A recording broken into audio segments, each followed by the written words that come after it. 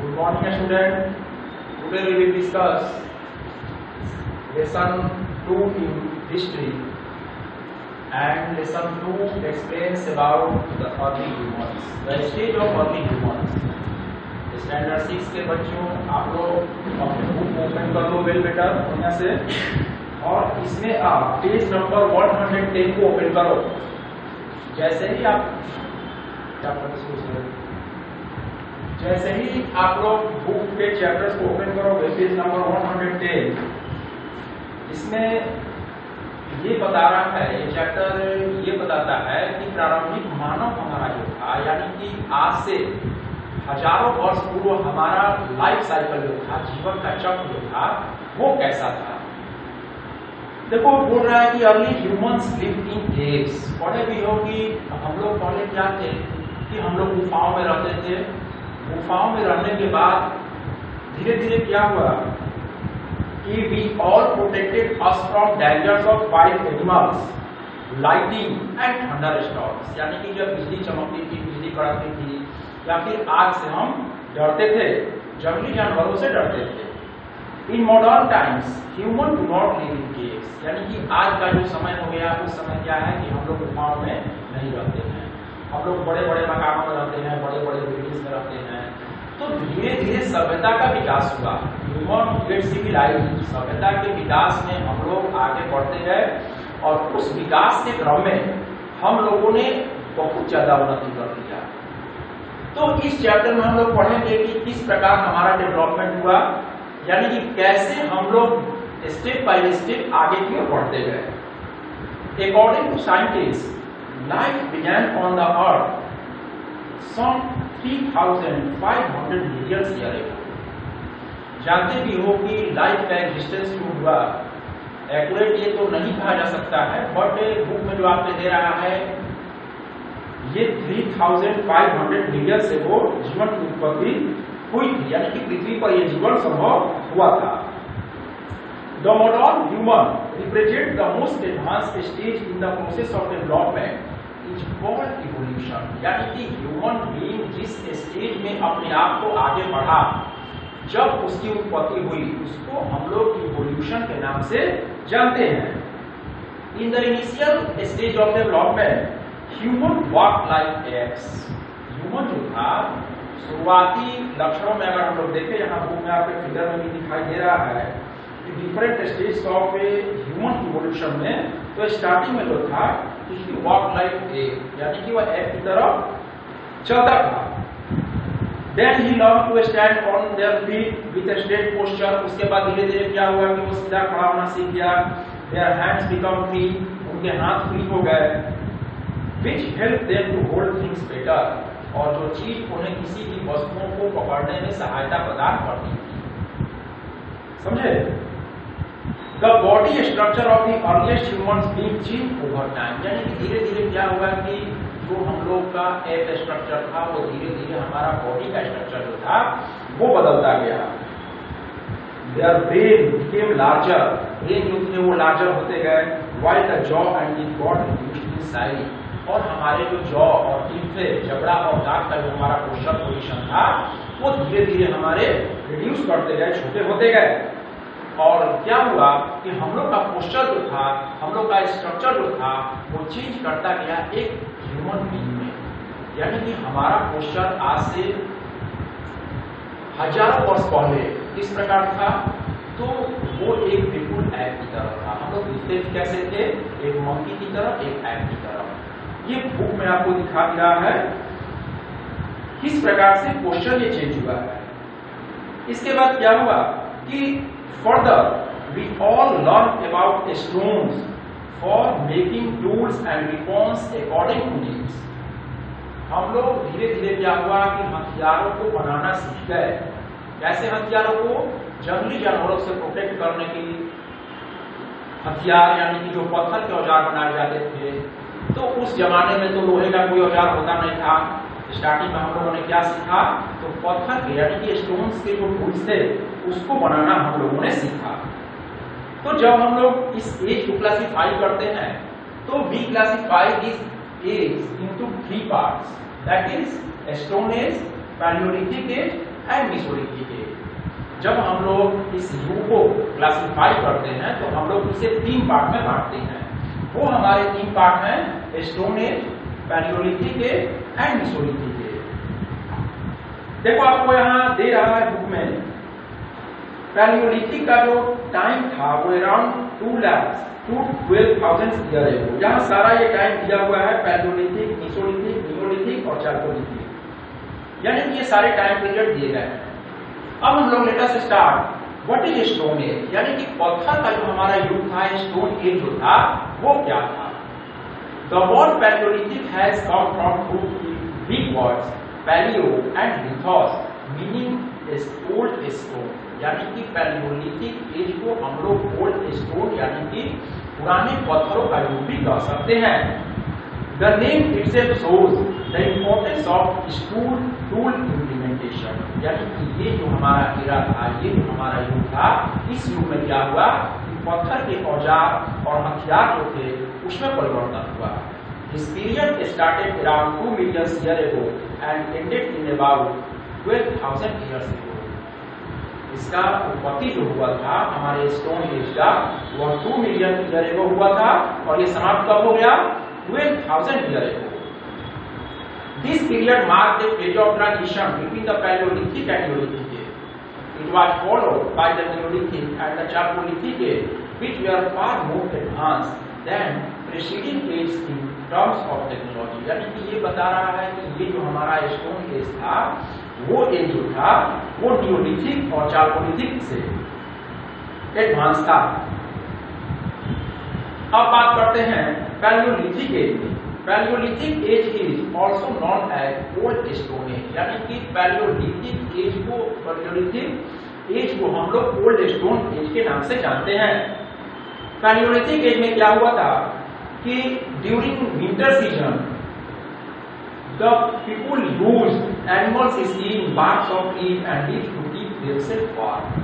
देखो पढ़े भी हो तुम लोग कि जब जाड़े के मौसम की शुरुआत हो जाती थी तो जंगल में रहने वाले जो भी लोग थे वे गर्मी की तलाश में भटकते थे, यानी कि उन्हें ठंड लगती थी तो ठंड से बचने के लिए वे क्या करते थे, विंटर सीजन में जानवरों को मारकर उनके चमड़ों को अपने बॉडी पर लपेटते थे, बार्क ऑफ ट्रीज, पेड़ के पत्तियां या छाल जो भी होते थे उसे पहनते थे, और what purpose, to keep themself warm, अपने आप को गर्म रखने के लिए वो ऐसा करते थे।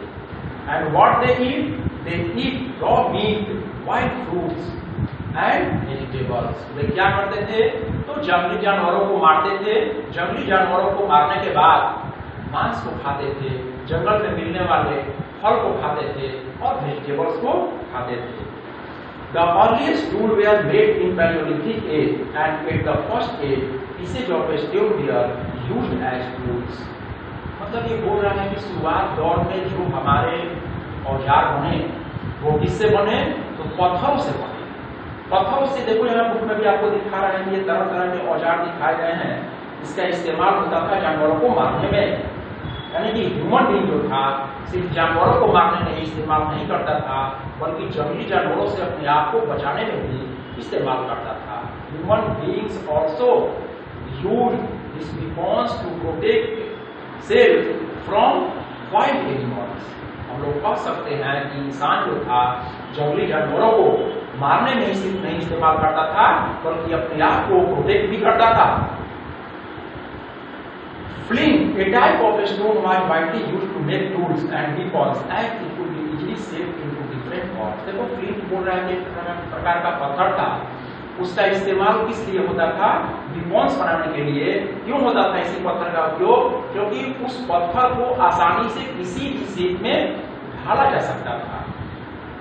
Both large and small pieces of stones were used to make tools and weapons. Axe, hammer, chopper were made from larger stone pieces, यानी कि बड़े बड़े जो पत्थर के टुकड़े होते थे उससे हमारे क्या बनते थे, तो axe, leads, hammer and choppers, ये जो थे ये हथियार बनाए जाते थे। The axe blade was tied to a steel that made it convenient to use. कुल्हाड़ी का प्रयोग उसको एक लकड़ी से बांध दिया जाता था पत्थरों के साथ, और उसका इस्तेमाल जंगल की लकड़ियों को काटने में या फिर जानवरों को मारने में करते थे। Knives and scrapers were made from a small pieces of stone. चाकू और स्क्रैपर जो थे वे पत्थरों के छोटे टुकड़ों से बनाए जाते थे। क्यों बनाए जाते थे? For tearing the skin of animals, यानी कि जो जंगली जानवरों को मार देते थे उसके बाद उसके चमड़ों को फाड़ने के लिए इसका इस्तेमाल किया जाता था। Remains of bones, horns and tusks of animals such as the wild ox and elephant, weapons embedded in them suggest that it is animal were hunted. बाद में क्या हुआ कि धीरे धीरे कुछ जंगली जानवरों की जो हड्डियां थी, बोन्स थे, उससे भी कुछ ऐसे हथियार बनाए गए। ये सारी बातों को हम लोग कैसे जानते हैं? तो जो हमारे अवशेष मिले हैं, यानी कि खुदाई के बाद जो हमारे अवशेष प्राप्त हुए हैं धरती से, उससे हम लोग जानते हैं कि ह्यूमन बीइंग किस प्रकार अपने लाइफ को एक्सपेंड करता था। आप पढ़े भी हो फॉसिल फ्यूल्स के बारे में, इसको जीवाश्म बोलते हैं। तो इस जीवाश्म की सहायता से या फिर खुदाई में मिलने वाले ये पत्थर के जो टूल्स थे उसके बारे में हम लोगों ने बहुत कुछ जाना। Pits were sometimes dug and covered with leaves and twigs to trap large animals. जानवर को ऐसे पकड़ते थे तो बड़े बड़े गड्ढों को खोदा जाता था और गड्ढों को खोदने के बाद उसे पत्तियों और पेड़ के बड़े बड़े पत्तियों से या फिर टहनियों से ढक दिया जाता था। जैसे ही कोई बड़ा जानवर, जंगली जानवर उधर से गुजरता था वो उस गड्ढे में गिर जाता था और भूख प्यास से वो दम तोड़ देता था। उसके बाद वो लोग क्या करते थे या फिर उसे मार डालते थे। Rubbing of to pieces of stone, धीरे धीरे क्या हुआ कि जब जंगली जानवरों को मारने लगे तो उसके बाद क्या हुआ कि आग का आविष्कार हुआ। आग का आविष्कार कैसे हुआ कि while rubbing two pieces of stone or wood together, they might have accidentally discovered how to light a fire. जब दो पत्थरों को उन लोगों ने संभवतः रगड़ा तो उससे चिंगारी पैदा हुई और यहीं से क्या हो गया? आग का आविष्कार हो गया, discovery of fire. Early humans kept a fire burning at the entrance of his cave to prevent the wild animals gradually. प्रारंभिक मानव जो था वो क्या करता था कि जब आग का आविष्कार हो गया तो आग को जलाकर रात के समय गुफा के दरवाजे पर रख देता था ताकि जंगली जानवर अंदर गुफा में प्रवेश नहीं कर पाए। क्योंकि आप जानते भी हो कि जानवर जो होते हैं वो आग से डरते हैं। Wild animals fear from fire. तो क्या हुआ कि जब आग का आविष्कार हो गया तो आग को जलाकर रख देता था। कहाँ रखता था? गुफा के दरवाजों पर, केव के मुख पर रख देता था ताकि कोई जंगली जानवर जो है उसके अंदर इंटर नहीं कर पाए या फिर डर के मारे भाग जाता था। Gradually the practice of eating cooked food was started. धीरे धीरे क्या हुआ कि वो मांस को भूनकर खाने लगा, यानी कि वो बेक करने लगा। मीट जो होता था उसको वो बेक करने लगा। कहाँ? फायर में। मेजर पैलियोलिथिक साइट, बहुत सारे ऐसे पैलियोलिथिक साइट जो हैं वो मिले हैं। Current sites are those places where archaeologist discover tools, implements. Sites हम लोग उस स्थान को कहते हैं जहां पर हमारे इतिहास जानने वाले या इतिहास के बारे में खोज करने वालों को वह जगह मिला, यानी उस स्थान की खुदाई की गई या वहां से उस प्रकार के अवशेष हमें प्राप्त हुए। Historical sites have been found on the earth's surface, under the earth and even underwater or some oceans. ये historical sites कहाँ मिले हैं? तो कुछ हमारे अर्थ पर मिले हैं, कुछ समुद्र के नीचे भी मिले हैं और कुछ ऐसे भी हैं कि डीप ओशियंस के अंदर भी मिले हैं। A number of such sites are associated with Paleolithic age, और इस प्रकार के जो हमारे साइट्स हैं वो जुड़े हुए हैं Paleolithic age से। Places where stone tools have been found are known as factory sites, यानी कि उस प्रकार का स्थान जहां पर पत्थर के टूल्स मिले, स्टोन के टूल्स मिले, उसे हम लोग फैक्ट्री साइट्स के नाम से जानते हैं। As Paleolithic people lived a nomadic life, हम लोग पढ़े भी हैं 5th क्लास में कि पहले हमारा मानव जो था, ह्यूमन बीइंग जो था, वो एक नोमैडिक लाइफ जीता था। मतलब उसका कोई अस्थायी ठिकाना या अस्थायी रेसिडेंस नहीं होता था। जंगलों में वो घूमते रहता था, एक स्थान पर कहीं भी टिक कर नहीं रहता था। He spent his life completely nomads. Nomads किसको बोलते हैं? घुमंतु। उस प्रकार के लोग जो अपने जीवन को टिक कर कहीं भी नहीं बिताते हैं, वे कंप्लीटली वॉन्डरिंग, घूमते रहते हैं। ये जंगली जानवरों को मारता था, पकड़ता था, उसे खाता था, फिर अपना एक स्थान से दूसरा स्थान तक वो मूव कर जाता था। अब हमारी बात आती है, देखो यहाँ जो कुछ ऐसे प्लेस है, जैसे देखो यहाँ केस स्टडी में दिखा रहा है हंसगी। ये साउथ इंडिया में है। हुंसगी इन Karnataka is situated in the Sorpon Doab, the land between the river Krishna and tributary Bhima। यह हुंसगी जो है यह है कृष्णा और भीमा नदियों के पास ये मिला है साइट। यहाँ पर से भी बहुत सारे ऐसे हमारे जानवरों के अवशेष मिले हैं। तो यहाँ से केस स्टडी में हम लोग इस स्थान का जब अवलोकन किए, हमारे हिस्टोरियंस, हमारे हिस्ट्री के जानने वाले या फिर सर्च करने वाले, तो उन लोगों के बहुत सारे अवशेष यहाँ से प्राप्त हुए हैं। Most of these sites associated with Paleolithic people, rock, shelter and caves। यहाँ पर लोगों ने किसकी खोज की? गुफाओं की खोज की। चट्टानों पर वैसे अवशेष मिले, जानवरों की हड्डियां मिली। तब हम लोग जाने कि हमारा प्राचीन मानव जो था, हमारा उस समय का सोसाइटी कैसा था, समाज कैसा था, कैसे लोग अपने जीवन को बिताते थे। विंध्य पर्वत में भी बहुत सारे अवशेष मिले हैं। Deccan plate region, line close to the Narmada valley and some important palaeolithic site in India और मिर्जापुर उत्तर प्रदेश। कुछ ऐसे भी स्थान हैं जहां से हमारे पैलेओलिथिक एज के साइट मिले हैं। ये कौन से हैं? तो मिर्जापुर उत्तर प्रदेश, भीमबेटका मध्य प्रदेश, ये गुफा है भीमबेटका, पुणे, चिंपरी, धेपसा, बोरी महाराष्ट्र में, कर्नूल आंध्र प्रदेश एंड हुंसगी कर्नाटका। यानी कि ये सारे प्लेस हैं जहां से हमें अवशेष मिले हैं पैलेओलिथिक एज के। यानी कि जो डिफरेंट हमें औजार मिले, टूल्स मिले, वेपन्स मिले, ये सारे इन प्लेसों से ये हमें बरामद हुए हैं। अब हम लोग नेक्स्ट टॉपिक डिस्कस करते हैं मीसोलिथिक एज के बारे में। मीसोलिथिक एज क्या था? बोल रहा है कि mesolithic age around 12,000 year ago major changes came about in the climatic condition in the world. कह रहा है कि 12,000 साल पहले क्या हुआ कि बहुत बड़ा क्लाइमेटिक चेंज हुआ। मीसोलिथिक एज और middle stone age lasted for a short period of time. यानी कि मीसोलिथिक एज जो हमारा था वह एक बहुत शॉर्ट पीरियड ऑफ टाइम के लिए था। The warm climate led to an increase in the variety of plants. यानी बोल रहा है कि जो वार्म क्लाइमेट था, यहाँ की गर्म जो भूमि थी वह क्या थी? बहुत सारे जंगली जानवरों को, प्लांट्स को उसने प्रभावित किया और लोगों को शिकार करना या फिर मूव करना वो काफी आसान हो गया। And the condition for human survival become favourable. यानी कि मौसम में जो क्लाइमेटिकल चेंज हुआ उसके वजह से ह्यूमन बीइंग को शिकार करना या फिर पेड़ पौधों का उगना या फिर हंटिंग के लिए या फिर gathering of food was become more easier and favourable. यानी कि भोजन को ढूंढना, शिकार करना, ये सारा कुछ हमारा आसान हो गया। देखो यहाँ दिखा रहे हैं सब कुछ टूल्स दिखा रहे हैं, microliths, mesolithic tools and implements. ये बोल रहा है कि mesolithic culture represents a variety of hunting. During the mesolithic period people began to make different types of tools called microliths. यानी कि मीसोलिथिक एज में जिस टूल्स को बनाए गए उस टूल को क्या नाम दिया गया? माइक्रोलिथ्स। ये स्मॉल टूल्स थे।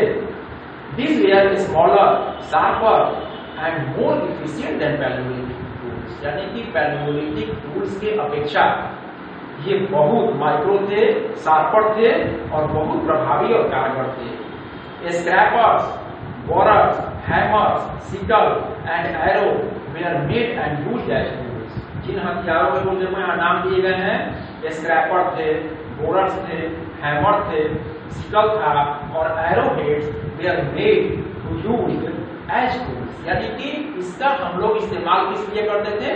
जानवरों को मारने के लिए करते थे। It means we can say that the tools were more effective in Mesolithic age than Paleolithic। यानी कि पैलियोलिथिक की अपेक्षा टूल्स जो था वो बहुत बढ़िया हो गया था। देखो टूल्स के हमारे कुछ ऐसे अवशेष जो मिले हैं वो आदमगढ़ मध्य प्रदेश और बागोर राजस्थान से प्राप्त हुए हैं। यानी कि जो साइट्स हैं ये साइट्स के बारे में बता रहा है। अभी मैंने आपको साइट्स के बारे में बताया कि जिस प्लेस पर इन टूल्स के या फिर कुछ हमारे अवशेष मिले हैं प्राचीन मानव के, उस प्लेस को क्या बोला गया? साइट्स के नाम से जाना गया।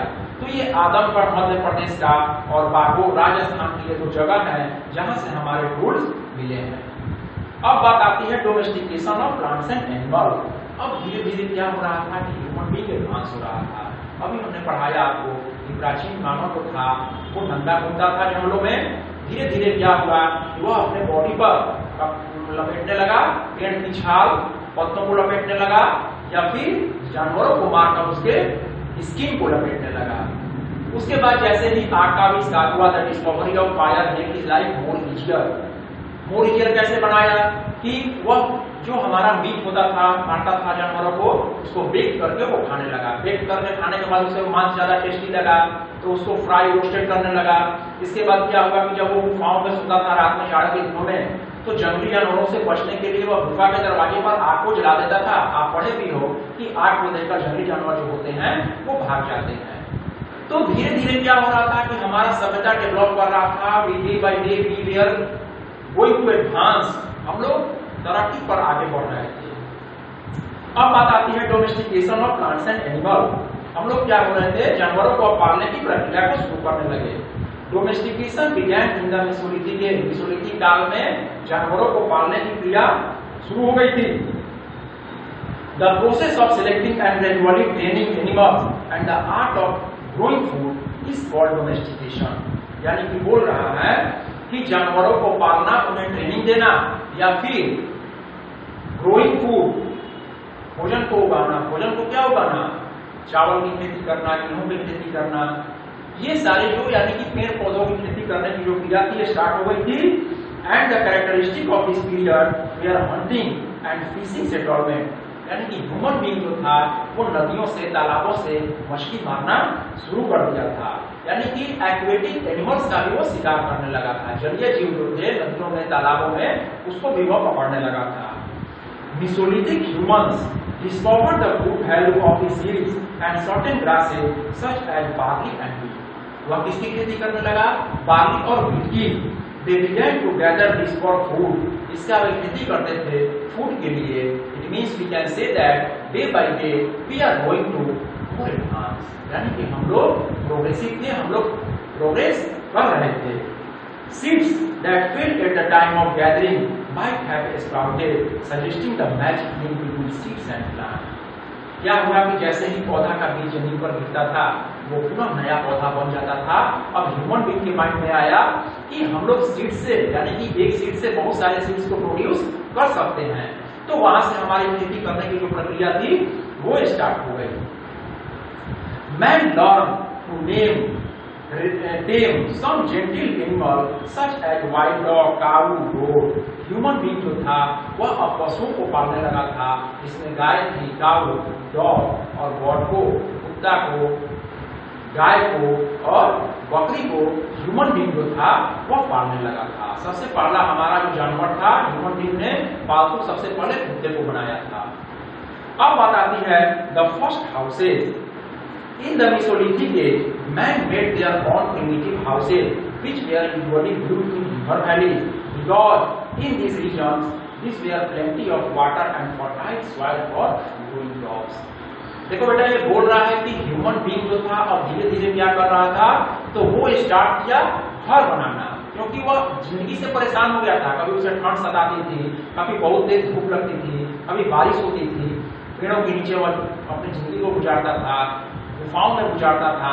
धीरे धीरे जैसे वो एडवांस हो रहा था, तो वो घर बनाने का काम स्टार्ट कर दिया।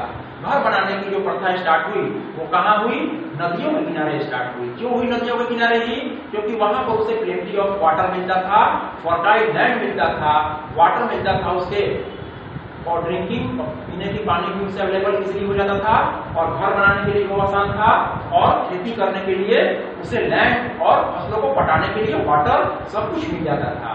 इसीलिए बोला गया कि जो ह्यूमन बीइंग था वह क्रॉप्स जो उगाना शुरू किया, वह नदी घाटियों में स्टार्ट किया शुरू करना, क्रॉप को उगाना। Remains of human burial have been found at some this site. यानी कि मृतकों के कुछ अवशेष जो हैं, ह्यूमन बिरियर्स भी कुछ पाए गए हैं। The dead were buried along with offerings such as food and ornaments. जो मृतक मिले हैं, यानी कि खुदाई करने पर मरे हुए लोगों के हड्डियां, कुछ अवशेष मिले हैं, वहां से कुछ गहने कब्र से प्राप्त हुए हैं, और भोजन के कुछ अवशेष दिखाते हैं। ऐसा माना जाता था कि वो लोग मृतक को दफनाते थे ऑर्नामेंट्स के साथ और विद फूड, भोजन के साथ। Rock painting precious events of the past. धीरे धीरे क्या हुआ कि ह्यूमन बीइंग का जो ट्रेंड था वह किसके प्रति ज्यादा इगरनेस उसका हुआ, तो धीरे धीरे क्या होगा कि वो सिविलाइज हो रहा था और वो आर्ट एंड आर्किटेक्चर की ओर बढ़ रहा था। कला यानी कि गुफाओं पर जो पेंटिंग के अवशेष मिले हैं, बोल रहा है कि one of the most important source about the early humans are the rock painting of the stone cage found around the world. यानी कि विश्व में गुफाओं में चट्टानों पर जो पेंटिंग बनाए गए हैं वो यह बताता है कि human being was also fond of painting and art. यानी कि ह्यूमन बीइंग जो था वह आर्ट और पेंटिंग बनाना भी जानता था। जैसे आपको भीमबेटका जो मध्य प्रदेश में है वहां पर 500 पेंटिंग्स पाए गए हैं पैलियोलिथिक एंड मेसोलिथिक एज के। These caves have been listed as a World Heritage Site UNESCO। यानी कि यह जो केव है यूनेस्को यानी कि विश्व धरोहर की सूची में यूनेस्को के द्वारा शामिल कर लिया गया है। यानी कि वर्ल्ड में कुछ ऐसी चीजें हैं जो यूनेस्को के अंतर्गत आती हैं और जिसको वो अपने धरोहर के रूप में रख लेता है। गुफाओं पर किसकी सीन बनाते थे वो, तो birds, fish, lizards, crabs and paintings. गुफाओं में वो दीवारों पर चिड़ियों के, छिपकलियों के, क्रैब्स, केकड़े, फ्रॉग, स्कॉर्पियन ये सारी फोटो को बनाता था। इसलिए बनाता था तो अब ये तो क्लियर नहीं मालूम चल पाया, बट इतना हम लोग जानते हैं कि धीरे धीरे ह्यूमन बीइंग जो था वो सिविलाइज हो रहा था और उसका ट्रेंड जो था वो आर्ट की ओर मूव कर रहा था। Some paintings also show men and women। कुछ ऐसे भी पेंटिंग मिले हैं जो मेन और वुमेन को दिखाते हैं। Red and white were the most widely used colours. और इसमें सफेद और लाल रंगों का इस्तेमाल हुआ है। अब हमने क्या सीखा इस चैप्टर में, हमने सीखा कि हमारा ह्यूमन बीइंग जो था वो कैसे सिविलाइज हुआ, धीरे धीरे कैसे सभ्यता के विकास में हम लोग आगे बढ़ते गए। अब ये इसका चैप्टर एंड हो जाता है। अब यहाँ पर क्या है कि ग्लोसरी है। देखो ग्लोसरी में आपकी इवोल्यूशन है, प्रेडेसेसर है, प्री हिस्टोरिक है, इसको आप लोग पढ़ोगे। यहाँ पर कुछ मल्टीपल चॉइस क्वेश्चंस दिए गए हैं, इसको आप बनाओगे, ये एग्जाम में पूछे जाएंगे। मल्टीपल चॉइस क्वेश्चंस है, फिल अप द ब्लैंक्स है और इस चैप्टर को पेंसिल से अंडरलाइन करके पढ़ोगे वेल बेटर, और इसी में से आपके क्वेश्चंस जो हैं वो पूछे जाएंगे। ठीक है, ओके, थैंक यू।